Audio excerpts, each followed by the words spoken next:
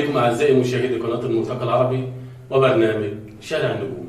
هيكون ضيفنا النهاردة ضيف مميز جدا وعزيز على ناس كتير. لما نتكلم عن الضيف بتاعنا ده نتكلم عنه في حاجات كتير قوي، ولكن اللي نقدر نتكلم فيه إن هو فحر في الصخر علشان يوصل. انتظرونا بعد الفاصل. إذاعة، التلفزيون،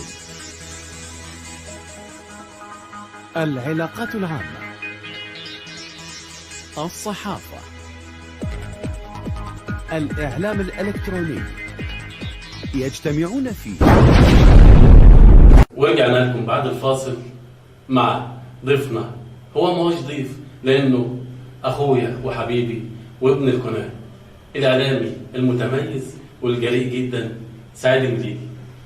منور يا نجم. اهلا بيك دكتور عطيه، وانا متشرف بالبرنامج الجميل بتاعك، وانا زيد شرف ان انا اضيف عندك النهارده في البرنامج. ده شرف ليا طبعا ان انت معايا في شارع النجوم، لانك بالفعل نجم.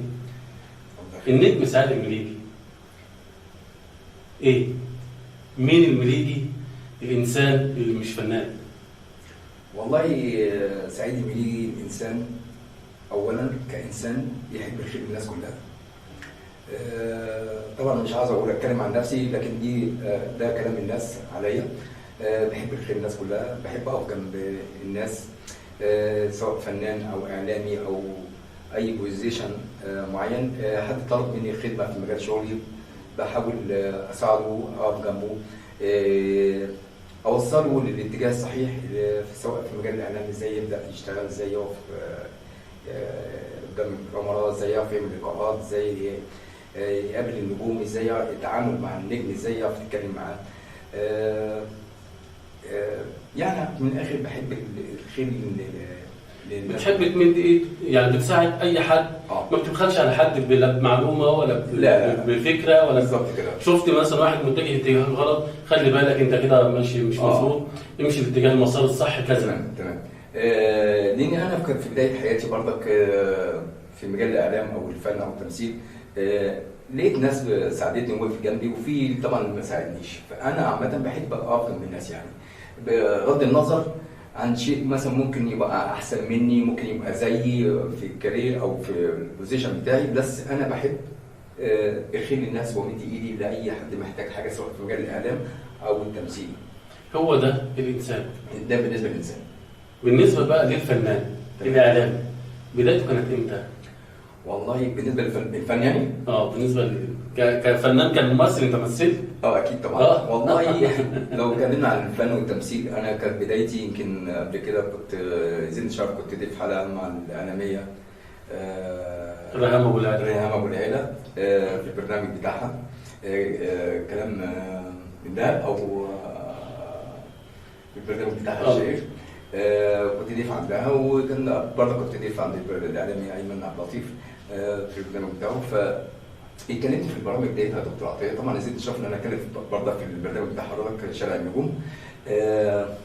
بدايه في الفن ان انا كنت يعني قبل ما نتكلم في الفن وبدايه المليجي، تحيه وتقدير للاعلامي المميز ايمن عبد اللطيف، اخونا وحبيبنا، والاعلاميه ريهام ابو العيله. طبعا ده زيدني الشرف ان انا كنت ضيف عندهم وضيف عند حضرتك في شارع انت اخويا مليجي ومنورنا طبعا. الله يخليك. فبدايه الفنيه انا هي جت بالصدفه.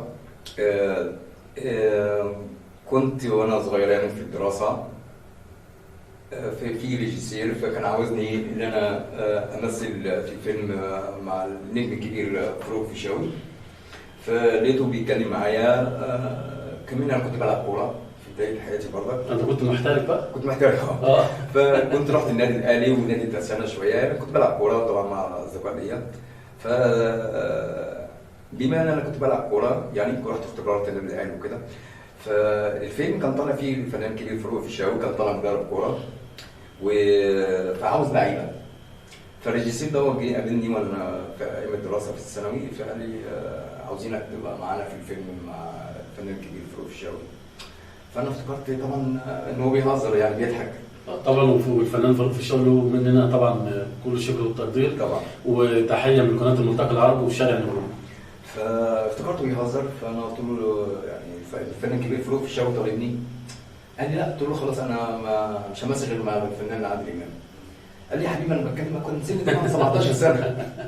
انت واخد الموضوع اصلا انا فاكره تحريج يعني بالظبط كده. يعني اول مره حد يطلبني ومع فنان كبير فاروق الفيشاوي كده، فلقيت انه بيتكلم جد. قال لي انا بكلمك جد وكده.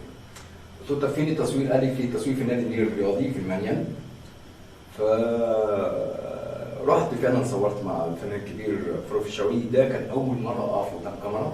يعتبر دي كانت بدايه موهبه الفنان، مش الاعلام، الفنان سعيد المليجي. فمثلت مع الفنان الكبير فاروق الفيشاوي 3 مشاهد، وكان في ليام شاهين وبلال عبد الحميد وعمنا ابراهيم. والفيلم اتعرض في سينما ديانا، وكنت مبسوط جدا ان خدت اصحابي في سينما ديانا وبتاع، وشفت نفسي في المشاهدين 3. كان فرحه. لقيت الموضوع نفسه الموضوع عجبني صراحه. بعد كده اتجهت لمعهد الفنون المسرحيه، قسم تمثيل واخراج، وعملت الاختبارات والتست بتاع المعهد. فعملت ماشيه باللغه العربيه الفصحى، ماشيه باللغه العاميه. فزي ما تقول يا دكتور كان سني صغير، مش عارف عاوز تمثيل ولا عاوز كوره، متحير بالظبط كده. فبقيت مع المجال خالص. لو اتكلمنا بقى عن المليجي ومجمل اعماله بقى، تمام. عملت ما شاء الله، ربنا يزيدك طبعا ويزيد كمان وكمان، وبعد ما يبقوا 3 برامج و20 برنامج. تمام. لانك انسان مجتهد. الحمد لله. مجمل اعمالك الفنيه بالنسبه للتمثيل ولا الاعلام؟ لا بالنسبه للاعلام. هو بالنسبه للاعلام انا اقول لحضرتك حاجه قبل ما اتجه بالنسبه للاعلام. فعملت طبعا حضرتك الفيلم دوت. بعد كده رجعت في مجال التمثيل، عملت مع المخرج ياسر حسنين احنا بتوع الحلقات. وبعد كده عملت مع الفنانه سمر سيف فيلم اسمه عايش ميت بطولة الفنان الكبير عبد الله مشرف والفنانه حسام الترك والفنان عمرو رجب اخو الفنان الكبير محمد رجب. كنت طالع بدور ضابط شرطه. وعملت مسلسل بردك اتعرض في رمضان دوت بردك مع المخرج سامي النجار والفنانه سمر سيف. ده بالنسبه للفن والتمثيل. ده جه لما دخلت في مجال الاعلام. تمام. بالنسبه للاعلام زي ما حضرتك ذكرت، بالنسبه للبرامج يعني. تمام. البدايه ولا اقول لك البرامج؟ لا البدايه. والله يا دكتور عطيه طبعا البدايه برضك جت بالصدفه. اكون صريح معاك. طبعا الموهبه الفنيه موجوده من داخلي من الصغر زي ما انا ذكرت مع حضرتك قبل كده. طبعا انا بقول دايما في كل بوزيشن او كل حاجه في الانسان فنان او ابداع، سواء كره قدم فيها فن ده اكيد او التمثيل طبعا فن. فالموهبه كانت موجوده ليا وانا صغير، وبحب الشهره وبحب المجال الفني دوت. فانا لما بعدت عن المجال ده شويه، طبعا سافرت في الخارج بقى، الامارات والسعوديه وكده والبلاد العربيه والمانيا. فلما جيت من بره اشتغلت في مجال الدعايه والاعلام، وعملت تصميم افيشات افلام. عملت الفنان الكبير الفنانه شمال فرغالي زوجة الفنان الراحل سعيد صالح، عملت له فيلم صاحب العذاب اخراج سعيد ابو سيف. وعملت للفنان الكبير مصطفى الشامي فيلم اتعرض في مهرجان، وصاحب العذاب اتعرض بره في مهرجان كام واوسكار في الاردن. عملت معظم افيشات افلام. فمن هنا بدات الناس تعرفني عن موضوع الافلام ديت. وجي بقى موضوع الاعلام جه عن طريق الصدفه. كنت انا في مهرجان معين، فلقيت حد يعني حبيب ليا اسمه الاستاذ عبد الفتاح يوسف في قناه اخباري، ليه كل التحيه والتقدير، والاستاذ سامح فوزي. لقوني اسلوبي كويس لباقه وبتاع وكده، فقالوا لي انا عايزك تشتغل معانا. فتشتغل ايه؟ فاكون صريح معاك، تلاقي كلمه مذيع هي طلعت تلقائي. هو ربنا كاتبها لك كده. صراحه والله يا دكتور عطيه يعني انا ما كنتش يعني حاطط في دماغي خالص ان انا امشي في الموضوع ده خالص، موضوع الاعلام ولا التمثيل ولا لا سوري الاعلام. يعني انا كان اتجاهي زي ما قلت لحضرتك تمثيل في البدايه، وبعد كده دخلت في مجال الدعايه والاعلان وكده، والافيشات الافلام تصميمات البوسترات بتتحط على السينما. فلقيته انا بقول له، هو كان عاوزني في اتجاه تاني في الشغل يعني، كان مساعد لي في الجريده. فقلت له لا انا طبعا كان جريده وكان فيها برضك قناه على اليوتيوب يعني كده. فقلت له لا انا عايز ابقى مذيع. ففوجئ بالايه بالكلام، قالوا لي الكلام ده كان بينا على الفيس يعني السوشيال ميديا والماسنجر. فقال لي طب تعالى نعمل معاك تيست وكده. فدي كانت البدايه، فعملت تيست. دي الشراره دي دي الاولى. الاولى. عملوا لي تيست واختبارات في الاوبرا. كان اول لقاء عملته مع الفنانه الكبيره ايمان السيد في الاوبرا. لا طبعا لنا كل التقدير. فلقيت الموضوع جميل بقى ومهيج وبتاع، والجو عجبني يعني. فنرجع بقى للقنوات بقى الفضائيه. فكنت هنا لما بشوف حد بيطلع في التلفزيون وبتاع وبيقدم برنامج وبتاع، الموضوع كنت يعني زي ما تقولي كنت نفسي يعني، او اشوف حد مذيع او مذيعه بتطلع في التلفزيون، كنت نفسي يا دكتور انا يعني ابقى واحد في كل مكان يعني. عايز اعيش. انا شايف نفسي ده بالظبط كده. انا مبسوط بيهم وفرحان بيهم، بس اللي هو حضرتك يا دكتور بتبصي تبقى يعني ايه، عايز تجتهد توصل زي الناس دي. هو مش موضوع حسد، هو موضوع بالظبط كده. انا عايز اوصل بالظبط، وفعلا ربنا كرمك بمجهودك بالظبط كده، واجتهاد وشق الصخر فعلا لحد لما وصلت للي انت فيه. تمام. ففي حد زميل يعني له كل التحيه والتقدير في قناه ABC الفضائيه، الاعلامي الكبير عوض الورش، حد محترم صراحه. ولقيته بيكلمني وبتاع، طب تعالى يا استاذ سعيد تشرفني في القناه وبتاع. فدي كانت البدايه صراحه. فانا اتبسطت ان هو بيقول لي تعالى صراحه يعني. فرحت القناه هناك، قابلت الاعلامي الكبير خالد الدين رئيس قناه ABC، وقابلته بتاع. فلقيته يعني الناس رحبوا بيا قوي في القناه وبتاع، واستقبلوني استقبال كويس. فكل الكلام دوت جميل، وقال لي لو عايز تبقى معانا. فانا اتبسطت صراحه. فبيني وبينك يا دكتور عطيه، رجعت للاستاذ سامح فوزي والاستاذ عبد الفتاح يوسف، او الاستاذ سامح فوزي بالاخص. فقلت له طب انا في قناه ABC عاوزنا يعني نبدا نشتغل مع بعضين. فاستاذ سامح فوزي ليه كل احترام والتقدير، فكان هو وجهه نظره كان بيقول لي بلاش مع دكتور عطيه، بلاش ان انا لسه ما كملتش شهرين ثلاثه تريننج معاه في التدريب معاه. فهو قصده يعني ما تنطش النطه دي، ما تنطش مره واحده على قناه فضائيه. تمام. فبيني وبينك انا ما سمعتش كلام، يعني ما سمعتش كلام من وجات في صالحه. بالظبط كده يعني. انا شايفها فرصه، واخد بالك. هو بيتكلم مظبوط، بس انا قلت يعني اجرب، يا صابت يا خابت. صح. ففعلا رحت قناه ABC بقيت اقعد معاهم في القناه وبتاع، واحضر مهرجانات سينما، مهرجان كام واوسكار، واعمل لقاءات، كل دوت بدون مقابل. تمام. وانت ما شاء الله برضه في المهرجانات انت حصلت على جوائز. انا حصلت جوائز كتير. بالظبط كده. فاما رحت قناه ABC وعملت لقاءات في مهرجان كام واوسكار ومهرجان همسه ومهرجان يوسف شاهين ومهرجان القاهره السينمائي، اكبر مهرجانات السينما في الاوبرا. واتكرمت وطبعا من مهرجان كام الفنان الكبير سمير صبري مكرمني. كنت انا طبعا رئيس المهرجان المخرج الكبير علاء مصر كرمني انا والفنانه ربنا عبد العزيز والفنان عز الابغوف، يعني تم تكريمك في وسط قامات طبعا والفنانه فنانين كبيره. والفنانه نور وفنانين كتير صراحه كرموا في المهرجان دوت. فطبعا انا قاعد وندهولي طبعا الاعلام سيد المليجي والتكريم. فمش هقول لك فرحتي قد ايه في وسط النجوم دول وانا طالع. داخلي ما فيش ففرحت جدا بالتكريم بتاع كام دوت. كان اول تكريم ليك اساسا التكريم. وكانت الفنانه برضك وفاء عامر كانت واخده نفس التكريم. كان في نجوم كتير، والفنان سمير صبري طبعا كان موجود، والنجوم كان اول تكريم ليا، فكنت فرحان جدا. بعد كده عملت دكتور عطيه، غطيت مهرجان اوسكار رئيس المهرجان الاستاذ عادل عمار، وعملت لقاءات مع المخرج مصطفى الدمرداش والفنانه بدريه تربه وبعض النجوم. طبعا نقدم طبعا التحيه والتقدير لمخرجنا اللي احنا بنتعلم منه دايما، المخرج مصطفى الدمرداش. طبعا تحياتنا للمخرج مصطفى الدمرداش اخي العزيز المحترم. فعملت اللقاءات دي كلها. فطبعا اخدت درع اوسكار، وقبل كده كنت واخد اوسكار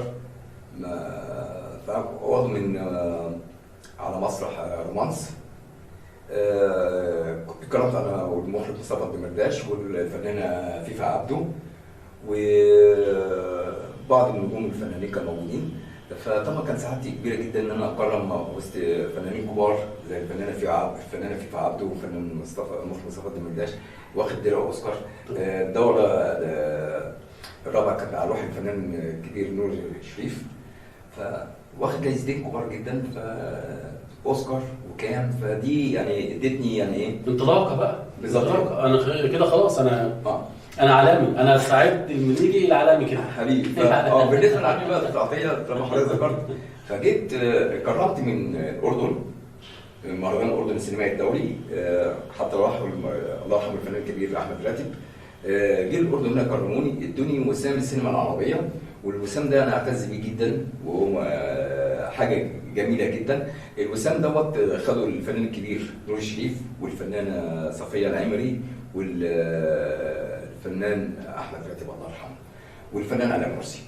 فانا كانت سعادتي بالوسام دوت، وجي على قولي في حلقه من حلقات البرنامج بتاعي على الفضائيات، اداني الوسام ده وسام جميل جدا من الاردن. فطبعا اصدقائي لما شافوا كده فادوني لقب الاعلامي بقى، بدات بقى الناس تقول لي اعلامي. انت طول عمرك عالمي حبيبي يا دكتور عطيه. بالنسبه للقاءات يعني مجمل اللقاءات اللي انت عملتها على مدار السنوات بتاعتك بالنسبه للاعلام السعودي المليجي، تمام، عايز تختار لي لقاء معين من ضمن كل اللقاءات ديت وتتمنى ان هو تعيده مره ثانيه؟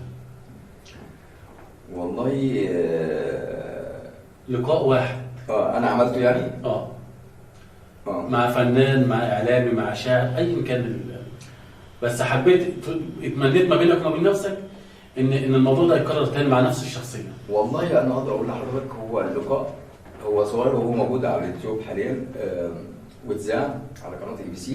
لما قابلت الفنان الكبير سمير غانم كان في مهرجان همسه الدولي. طبعا عملت لقاء كتير مع زي ما كما ذكرت مع الفنانه بدريه طلبه والفنانه هنديه والفنانه فيفا عبده والفنان احمد فرحات والفنان كيس وبعض النجوم الكبار والفنانه سهير مرشدي. لكن الفنان سمير غانم كان يعني اتمنى ان يرجع تاني اللقاء، لانه ما خدش اللقاء يعني تقدر تقول لك تعطيه مثلا ما كملش نص دقيقه.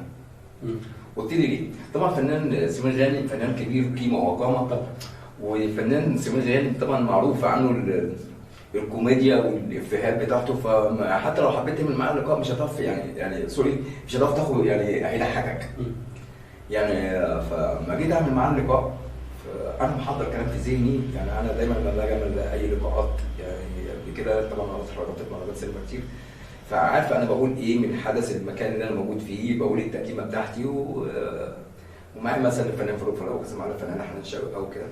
فالفنان سمير غانم فلسه بعمل التقديمه بتاعتي وبرحب بالفنان سمير غانم.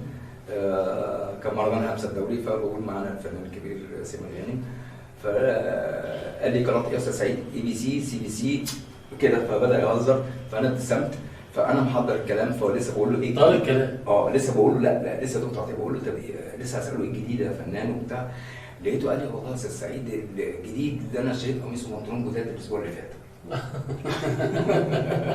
خرجت من فبيني وبينك انا طبعا مش هو قالها طبعا بطريقته الافيه دوت، فطبعا انا ضحكت جدا وهو ضحك، فطير كل الكلام اللي في ذهني اللي انا كنت هساله له، واخد بالك، فعملت ستوب فما كملتش الحوار.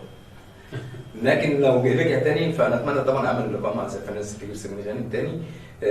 ومهما يقول افيه طبعا لما انا عملت كنت لسه في بدايه حياتي الاعلاميه يعني، ما انت عارف حضرتك يا دكتور في البدايه طبعا الواحد بيبقى لسه ما خدش الخبره الكافيه، واخد بالك، بتعرف تتعامل مع المواقف دي. ده اكيد واخد بالك، لكن دي هو اداني الافيه ده كان في بدايه حياتي، فما عادش اتعامل يعني مع الموقف. لكن دلوقتي اي فنان كبير او بتاع الحمد لله بعرف اعمل لقاء تمام. لو في حاجه اخرج منه ازاي احاول ازاي اخش له من اي دي يعني. بتكون مذاكره قبل ما بتوصل بالظبط كده، حتى لو قال اي حاجه ما فيش بعد الموقف ده يعني. تمام. بالنسبه للاعلامي الجميل بتاعنا سعيد المليجي، دور المراه في حياتك؟ والله يا دكتور عطيه هي المراه شيء جميل في حياتي واجمل شيء في الكون، ما نقدرش نستغنى عن المراه. ومهما وصفت ومهما قلت ومهما عدت ومهما زدت، انا مش شاعر عشان اقول فيها شعر، لكن اللي انا ادور لك المراه هي القلب، هي الحنيه، هي الام، هي الاخت، هي الحبيبه، هي الزوجه، هي كل شيء جميل. المراه هي بحر من البحور، حريه من الجنه. مهما وصفتها صعب الوصف فيها، لان احنا ما نقدرش نستغنى عنها. وبالذات يا دكتور عطيه لما الانسان بيحب من قلبه بكل احساسه وعواطفه، ما يعني مش عارف اوصف لك يعني ايه. لو طولت تديها عينيك هتديها لها. المراه اللي الانسان بيحب فعلا يعملها بطيبه باحساس. المراه عاوزه الانسان الطيب الحساس العطوف، عاوزه الحنيه.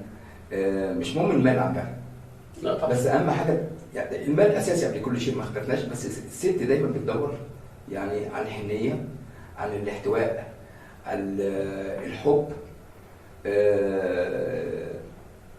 بتحب دايما تكون جوزها يعني جنبها، بيبص لها، فاهمها هي عاوزه ايه، بتحب ايه، بتكره ايه. فلو كل واحد يحب زوجته او يهتم بيها باحساسه ومشاعره، يحطها جوه عينيه، يضغط عليه برموشها كده. الله عليك. والله يا دكتور يعني بامانه يعني مش هيحصل زعل، مش هيحصل اختلاف، مش هيحصل حاجات كتير. اديها اهتمامها، اديها حقها، اديها حقها في كل حاجه. المراه يعني كعنصر بتحب الاهتمام والاحتواء والحنيه والاحساس والمشاعر. تمام. فالمراه شيء جميل في الكون، ما نقدرش نستغنى عنه. ربنا يحفظهم يا رب. يا رب. بالنسبه بقى للمراه، تقدر تذكر لي شخصيه او شخصيتين وقفوا في ظهر المليكي وساندوه لحد لما بقى الاعلام يساعد المليكي؟ تذكر لنا مين؟ والله قبل كل شيء اذكر الله سبحانه وتعالى، ونعم قبل كل شيء، ونعم من ذكر الله قبل كل شيء. لكن بالنسبه للمراه زي ما ذكرت، المراه شيء جميل في الدنيا، سواء زوجه او ام او بنت او اي حاجه جميل. لكن بالنسبه في حياتي انا الشخصيه ساندوني يعني في حياتي، او يعني نقول امي الله يرحمها. الله يرحمها. دايما كان بتقف جنبي. كفايه دعوتها. يعني دعوتها ليا هي اللي خلتني الحمد لله انسان كويس، انسان الحمد لله بشهاده الجميع انسان محترم، انسان ناجح سواء في مجال الاعلام. دايما يعني وانا صغير كانت تقف جنبي في الدراسه، كانت بتسهل لي الامور ان اكون مجتهد واكون ناجح.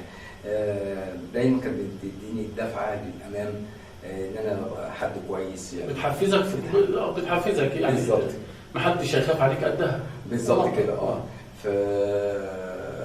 كانت الوالده الله يرحمها. ثم لما ربنا كرمني بزوجتي، ربنا كرمني بزوجه صالحه الحمد لله طيبه، وقفت جنبي من ساعه ما بدات حياتي. وقفت جنبي في حاجات كتير كويسه، في يعني نقدر نقول من بدايه الصفر، واخد بال حضرتك. بقت تساعدني، تقف جنبي تقول لي لا كده صح، لا كده غلط. يعني بيكون بينكم وبين بعض في مشوره يعني. فوقفت جنبي في مجال الاعلام، عرفت طبيعه شغلي، عرفت المجال بتاعي. اما بدات اظهر على التلفزيون والفضائيات، كانت بتتابع البرامج بتاعتي، بدات اما تشوفني في التلفزيون كانت مبسوطه جدا. طبعا لها منا كل التقدير والتحيه من برنامج شارع النجوم وقناه الملتقى العربي. الله يخليك يا دكتور. كانت فرحانه ان بقت شافتني في التلفزيون او في التلفزيون وفي البرامج، فيعني وكانت برضه دايما مثلا هي يا دكتور عطيه تقول لي ان مثلا تختار معايا الكلوزز بتاعي، البدل بتاعتي، النهارده عندي تصوير، لا البدله دي ممكن تلبسها دي. ده بقى دورها بقى. ده دورها الشياكه والاناقه. بالظبط كده. النهارده عندك تصوير، لا البس البدله دي، لا البدله الثانيه كده. فكانت بتختار معايا، فبرضك مهيئه لي الجو كويس. وطبعا اولادي ربنا يخليهم لي، احمد وهنا، طبعا بيساعدوني طبعا في الارتياح النفسي وكانوا مبسوطين بيا في مجال الاعلام، وعائلتي طبعا الكبيره طبعا الحمد لله، فزوجتي وامي يعني. ربنا يبارك لك في الاسره الكريمه. الله يخليك. نخرج من القصه دي خالص. تمام. نرجع لبرامج المليكي. والله يا دكتور يعني نرجع للبرامج. عملت انت كام برنامج ومطرقعين ما شاء الله، الله نمسك الخشب. الله يكرمك. ده نزلنا شرف والله الحمد لله. هو لكل شيء فضل من عند ربنا سبحانه وتعالى، وربنا لك الحمد والشكر على ذلك. كل التحيه والتقدير طبعا للإعلامية أسماء طنطاوي، يعني هي سبب برضك من الاسباب بعد ربنا. طبعا انا كنت في قناه ABC. كان الاعلامي الكبير خالد ديم هو اللي اختار اسم البرنامج ايفنت. قال لي سعيد انت بتحضر ايفنتات كتير وبتاع، فايه رايك لو تعمل برنامج اسمه ايفنت؟ فعجبني الحوار بتاعه فقلت له اوكي. فخلاص كنت يعني بقالي سنه معاه، بس ما حصلش نصيب الوقت ان انا اعمل البرنامج في قناه ABC. فكنت في مره في الاوبرا، وكانت الاستاذه اسماء طنطاوي كانت موجوده، فهي صديقه وعزيزه. لا طبعا هنا كل التحيه والتقدير. فانا بحب يا دكتور عطيه ادي كل واحد حقه يعني. طبعا. فجت قالت لي يا سعيد، كانت في قناه اسمها نيو دريم للاعلامي اشرف عبد الفتاح، له كل التحيه والتقدير، فضائيه. فقالت لي يا سعيد تعالى تقدم البرنامج بتاع اللغات في قناه نيو دريم الفضائيه. فدي كانت البدايه بقى، بدايه من الانطلاق بالنسبه كبرنامج ليا.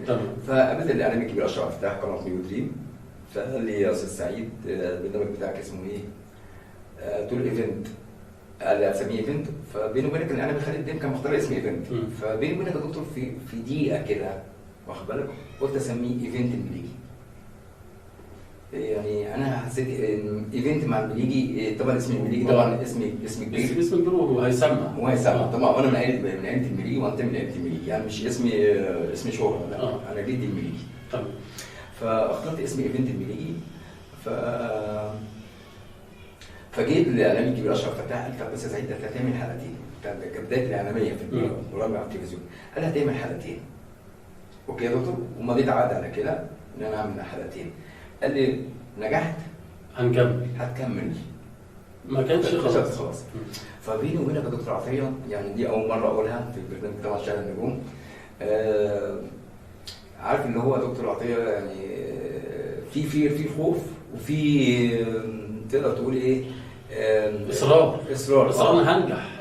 يعني لان ده انا خلاص انا واخد قرار وهنجح. بيني وبينك يا دكتور، فانا قلت طب لا يعني بتكلم مع نفسي، طب انا عملت حلقتين دول وفشلت، يبقى انا كده انا جوه نفسي، يبقى انا كده خلاص مش هكمل في المجال. بس عندي اصرار ان انا انجح. فعملت حلقتين يا دكتور على قناه نيو دريم، برنامج ايفنت، وعملت البرومو بتاع كنت عامله حاجه جميله جدا. فاول حلقه سمعت، تاني حلقه سمعت، لقيت الناس بدات تتجاوب معايا، المشاهدين والناس بدات حابه تطلع معايا في حلقات. فمن حلقتين لثلاثه لاربعه وصلت 17 18 حلقه على قناه نيو دريم. فالبرنامج بتاعي سمع ونجح. فطبعا بدات الاستمراريه، واللي هو اول برنامج ايفنت المليجي. لما نجح برنامج ايفنت المليجي جيت الاعلامي الكبير خالد ديم. الاستاذ خالد طبعا طبعا حبيبي، وهو استاذي وهو البدايه يعني صراحه، هو واقف جنبي كتير. لقيت الاستاذ الاعلامي خالد ديم لقيته كلمني، فجيت له المكتب هناك. قال لي يا سعيد انا شفت البرنامج بتاعك وانت وشك جميل على الشاشه واسلوبك حلو وانا معجب بيك وبتاع، والبرنامج بتاعك ناجح وانا شايفك مكسر الدنيا يعني على قناه نيو دريم. انا عايزك تقدم البرنامج ده ايه؟ عندي. فبيني وبينك يا دكتور صراحه انا بحب الاستاذ خالد ديم والاستاذ اشرف فتاح طبعا. ف لما انا كنت اتمنى اخش قناه ABC واشوف ناس مذيعين. استاذ اشرف طبعا انسان محترم جدا. طبعا استاذ اشرف، انا بقول لك بدايتي مع استاذ اشرف على الفضائيات، له كل الاحترام والتقدير ان هو اللي ظهرني على الفضائيات. وقف في ظهرك. وقف في ظهري. واستاذ خالد ديم برضك كبدايه، يعني الاثنين لهم كل الاحترام والتقدير. استاذ خالد ديم لما قال لي طلب مني كده صراحه ما قدرتش اقول له، واخبارك دكتور عطيه، ما قدرتش اقول له لا. فعملت البرنامج عنده، عملت برضك زياده عن 18 20 حلقه برضك.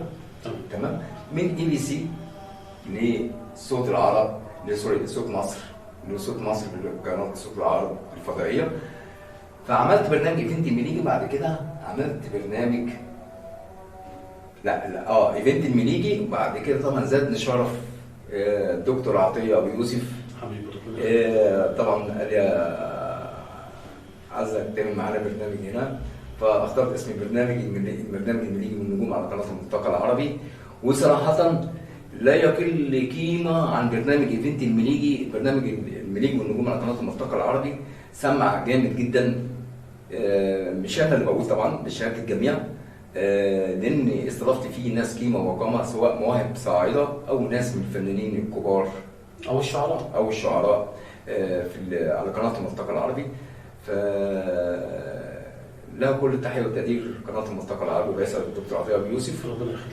فبرنامج المليجي والنجوم سمع زي برنامج ايفنت المليجي. يعني انا بروح في قناه الدكتور عطيه كتير، او بحضر مؤتمرات او ايفنتات، بلاقي الاقي دكتور عطيه او صالونات ثقافيه او في اي مكان، او في الاوبرا او في اي مكان، او مهرجانات سينما، الاقي قاعد يكلم الاستاذ سعيد المليجي برنامج ايفنت. في اي قناه الاستاذ سعيد المليجي برنامج ايفنت. ف اما الناس حافظه اسم البرنامج، فده شيء يعني طبعا نجاح. كويس. طبعا هو ده النجاح. بدا برضك اسم البرنامج المليجي والنجوم برضك يسمع، حضرتك ده يقولوا برنامج المليجي والنجوم. فعملت برنامج ايفنت المليجي وبرنامج المليجي والنجوم. ففكرت في فكره ثانيه ثالثه، عملت برنامج اسمه المليجي والمشاهير. تمام. واستضفت فيه الفنان الكبير حسن الترك. فدي 3 برامج، 2 يعني الايفنت المليجي والنجوم والمليجي والمشاهير. بالنسبه فيه بقى ممكن تضيف برامج ثانيه زياده، ولا اذا اتاحت الفرصه، ولا بتكتفي ب3 برامج؟ والله يا دكتور انا ما كانش في ذهني خالص، يعني انا كان في ذهني كان برنامج واحد واخد بال حضرتك، اللي هو ايفنت المليجي. طبعا زدنا شربه كده، عملت المليجي والنجوم، بعد كده المليجي والمشاهير. طبعا كل برنامج مختلف عن الثاني، وكل واحد ليه اسلوبه وطريقته في الالقاء والاستضافه. لكن لو يعني لو في زياده ليه لا؟ واخد بالك؟ ليه؟ اصل الاعلام دايما اعلام رساله ولازم يكون هادف. فلو زياده ماشي اوكي. لو في برنامج هيبقى هادف للساده المشاهدين او مختلف عن البرامج اللي انا بقدمها، ما فيش اي مشاكل، سواء ثقافي او فني او سياسي، ما فيش اي مشاكل يعني. تمام. بالنسبه لاعلام سعيد المليجي، علاقاته في الوسط الفني، انت شايف سعيد المليجي في الوسط ايه؟ والله انا بالنسبه للوسط الفني انا بحترم الصغير قبل الكبير، وبحب الناس كلها، وفضل ربنا الناس كلها بتحبني باحترامي ليهم وادبي ليهم، وبعامل الصغير زي الكبير. لكن بتعامل مع كل واحد بعقليته وبثقافته. يعني ما اقللش من حد، وفي نفس الوقت الحمد لله يمكن ربنا اكرمني بحب الناس، وده كنز من عند ربنا سبحانه وتعالى. وفي نفس الوقت يعني يمكن سبب الحمد لله، يعني مش انا اللي بقول، سبب ناس كتير بتتكلم عني الحمد لله كاعلامي كبير او في الوسط الفني، التواضع. يعني هم حابين فيا دكتور عطيه الحمد لله التواضع. انت انسان بصراحه بسيط جدا، بتعمل كل الناس كويس جدا، مفيش تعالي، مفيش. لا، ما انا قلت لحضرتك يا دكتور عطيه، يعني انا مش حد بيبدا كبير. اكيد طبعا. حضرتك في كل واحد في بدايه حياته بدا صغير. فيعني انا كنت بقيت نجم او في البدايه او اي حاجه طبعا بيجهد معايا دكتور عطيه. ف اللي عايز يبقى نجم وعايز يبقى مشهور، دي وجهه نظر دكتور عطيه، يجتهد على نفسه، يتعب في شغله، يشتغل على نفسه قدر المستطاع، يعامل الصغير زي ما عامل، ويحدد لنفسه هدف. هوصل يحدد لنفسه هدف. يعامل الصغير زي الكبير. لازم يكون في صراحه، لازم يكون في احترام، لازم يكون في اهتمام بالاخرين، لازم يكون متواضع. لان كلمه التواضع يا دكتور عطيه، من تواضع لله رفع.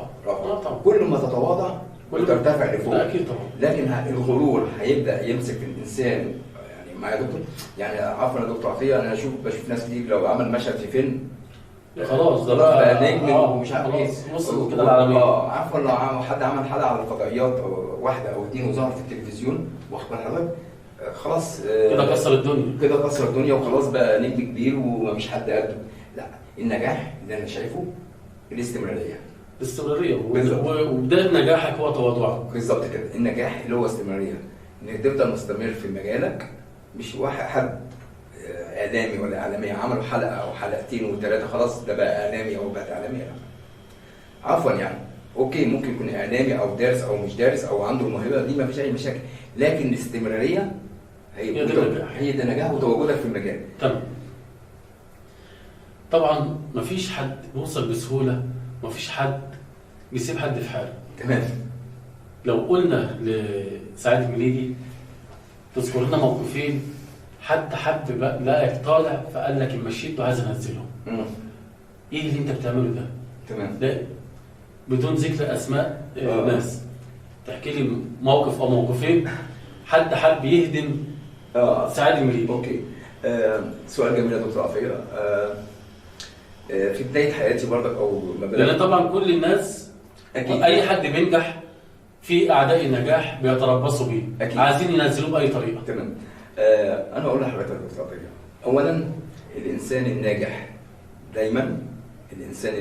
دايما، سواء في اي بوزيشن، سواء المجال الفني او الاعلام، الشجره المثمره دايما يا دكتور عطيه يعني طبعا الانسان الناجح لازم هو اللي دايما يبقى عليه كلام كتير. لو ما انتش ناجح ما فيش حد هيقول على اسمك حاجه ولا يذكر عليك حاجه او يطلع عليك اشاعات او تمام. بس للاسف بدل ما تتكلم على حد اجتهد وابسط زيه معاه. صح، اشتغل على نفسك وابسط زيه. انا شايف يا دكتور عطيه الناس بتتكلم على بعضها، طب ما تجتهد وابسط. وبعدين في حاجه يا دكتور عطيه اللي انا شايفه عفوا يعني، في يقول لك مثلا ايه، واحد يقول لك انا مخرج، واخد بال حضرتك؟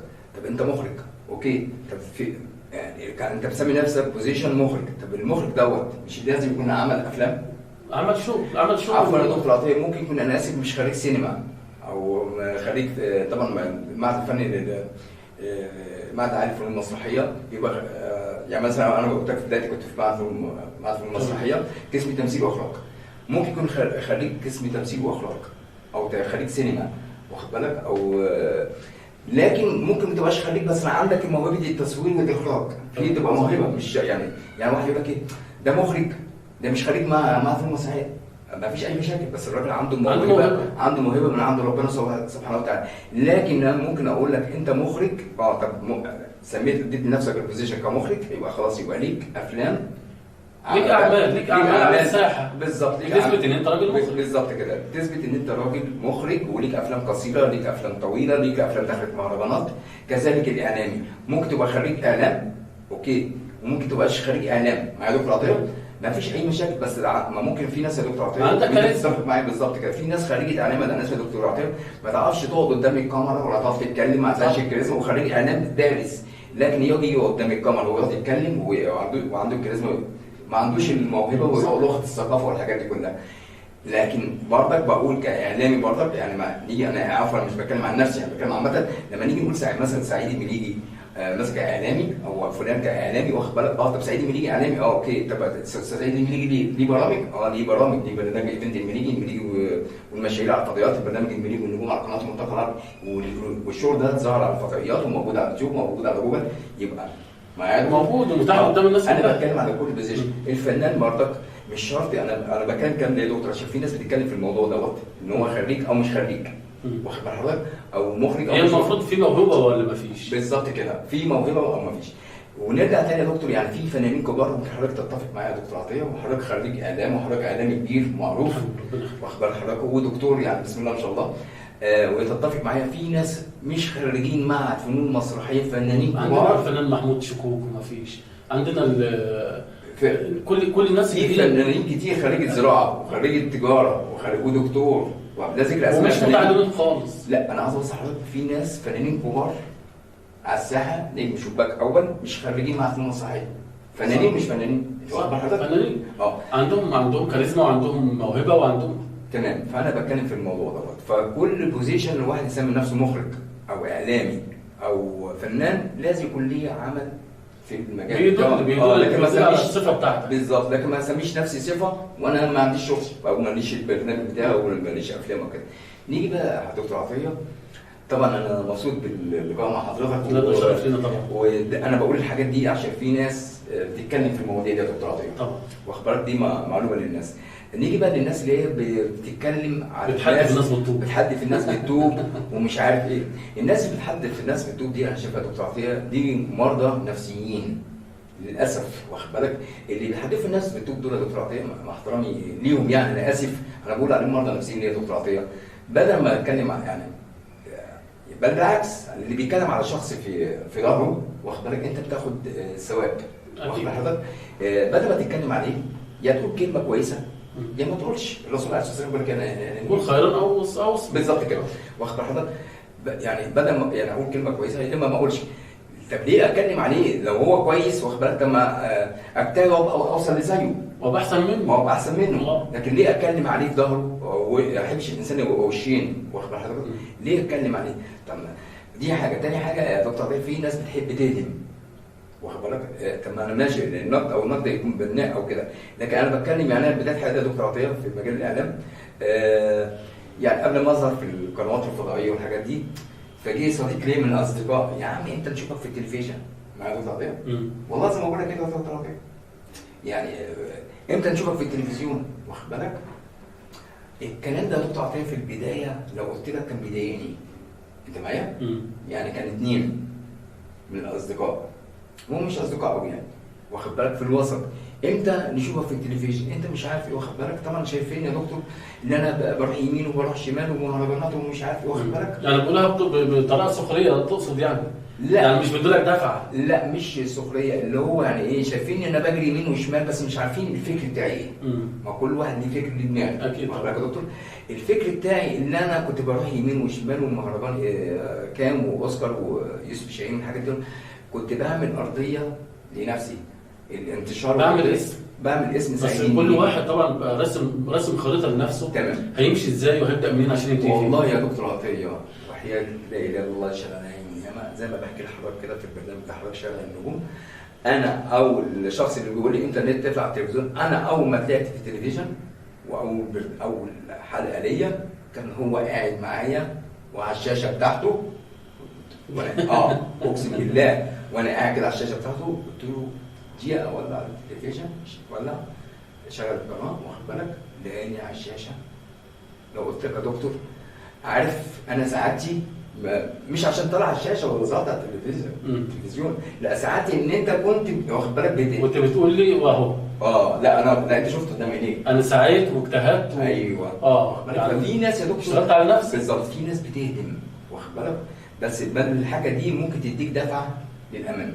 لكن الناس اللي اتكلمنا عليهم دول دكتور عطيه، اللي بتتكلم عن الناس وبتهدم، واخد بالك؟ انا بنصحهم بدل ما تتكلم بص لنفسك، شوف انت عملت ايه، بص لقدام، اجتهد، ما تبصش لغيرك، او عايز تبص لغيرك بص له يعني تبقى زيه او تبقى احسن منه، لكن ما تتكلمش عليه، ما تتكلمش في حقه، لان كل واحد ليه قيمته وكل واحد ليه مجاله وكل واحد ليه تخصصه وكل واحد ناجح في عمله بمجهوده. وكما ذكرت قبل كده كل واحد رئيس قناه يبقى ده رئيس قناه وعنده قناه، ليه برنامج عنده برنامج اعلامي، ليه برامج بتاعته، فنان ليه افلام بتاعته في السينما.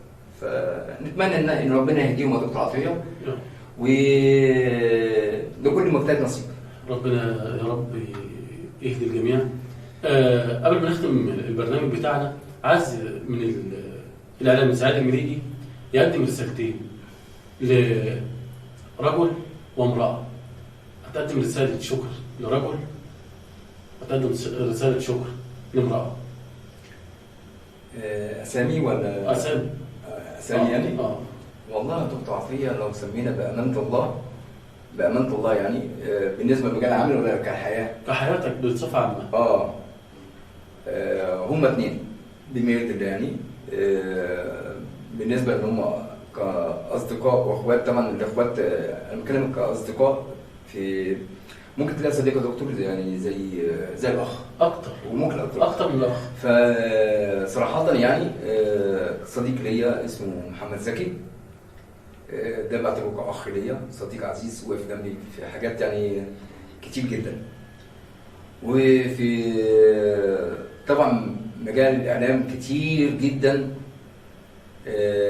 لو قلنا الاعلامي خالد الدين، لو قلنا الاعلامي اشرف عبد الفتاح، الاعلامي اسماء طنطاوي والاستاذ سامح فوزي، لكن الاغلبيه والاكثر الشخص يعني الدكتور عطيه ابو يوسف. ربنا يخليك. دي حقيقه والله، مش عشان انا جنبه ويمكن ممكن تبقى شهادتي دي مجروحه، لكن اقسم بالله ده انا بقولها دي حقيقه. الدكتور عطيه ابو يوسف في البرنامج بتاعي بليج النجوم ما اثرش معايا في اي شيء، دايما بيسعى ان البرنامج بتاعي يبقى الاحسن والانجح.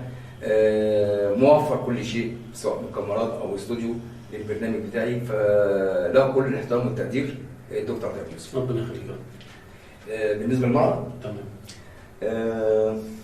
كتير. لا واحده. المرأة رسالة شكر واحترام وتقدير لزوجتي وأم أولادي، ربنا يحفظها لي. ربنا يبارك لكم في بعض وابعد عنكم العين الله يخليك والشر. يا دكتور عطيه، فهي وقفت جنبي كتير في بداية حياتي واستحملتني. بنينا بعضنا لغاية ما وصلت لحاجة يعني لحد ما حاجة كويسة في حياتي، فلها كل حب وتقدير واحترام زوجتي. وبعد رسائل الشكر اللي قدمها الإعلامي سعاد المليجي، بكده تكون انتهت حلقتنا، وانتظرونا في حلقات قادمة وتصبحوا على خير.